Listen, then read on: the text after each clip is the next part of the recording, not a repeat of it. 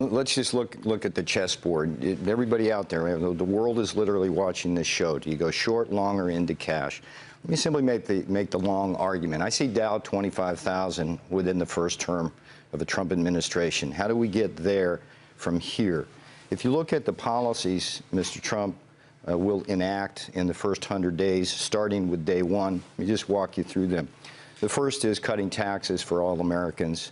And most importantly, from a growth point of view, cutting that corporate tax from 35% down to 15%. If you simply do that, you get a 30% increase in net earnings to corporations, which is very, very bullish. The second thing, which Mr. Trump can do administratively, is put a moratorium on all new regulations that don't threaten public health and safety. We have a $1 trillion regulatory burden now. And then he will order at the agency level a review of regulations trying to reduce that burden. That's a pure Reagan supply side effect at a lower cost, move things forward. The third thing is stopping the war on oil, natural gas, shale, clean coal.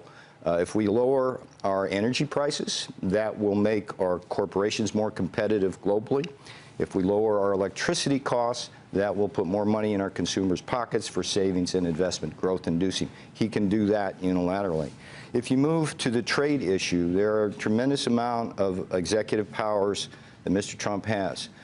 He has said all along, as has all of his surrogates, that Trump is a free trader. He seeks nothing more than to rebalance this economy by increasing our exports at the margin and decreasing our imports. And we lose a point a year. Let's face it, we lose a point a year of growth to that. So that will proceed in a stable manner with great trading partners, and that will be good for the economy. Obamacare. Obamacare is the scourge of small business. It is the scourge of things like the fast food industry and retail industry. It simply must be repealed. And the issue there, when Obama passed that in 2010, it was a violation of the Hippocratic Oath, which is first do no harm. So Mr. Trump has promised to proceed with a system which will be based on two things: competition and choice. And so if you just look at the chessboard, everything points towards the direction of growth. And that is good for the markets because growth brings up corporate earnings, brings up stock prices. So if you're out there today, just look at the chessboard. This is a very bullish thing for the markets, and Dow 25,000 is going to be like the Reagan years, and it's a good thing.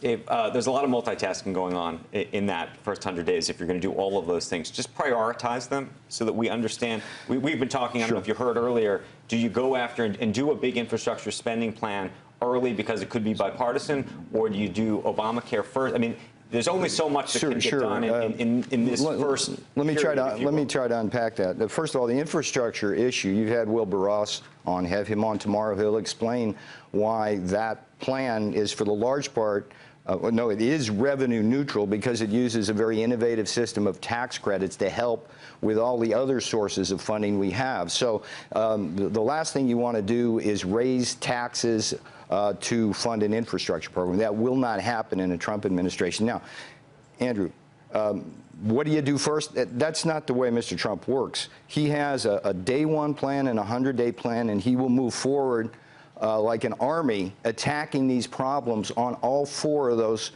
points. And as I said, many of those can be done at the White House level.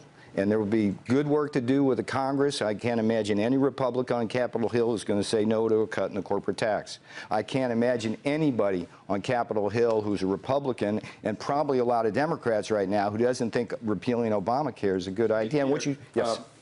25,000 from 18,000 is 38% over 4 years. We can do better than that. I mean, but people hear that and go, whoa, 25,000, you're out of your mind? What is that? It's like, that's single digits. Yeah, and all we need to do. I can't do Rule 72 on this, but that does, at 38% over 4 years is not. For those who are worried or thinking about bonds, should they short the bond market? I like Joe's optimism here, but if I got here and said 30,000, people would go. No. But my point here is simple.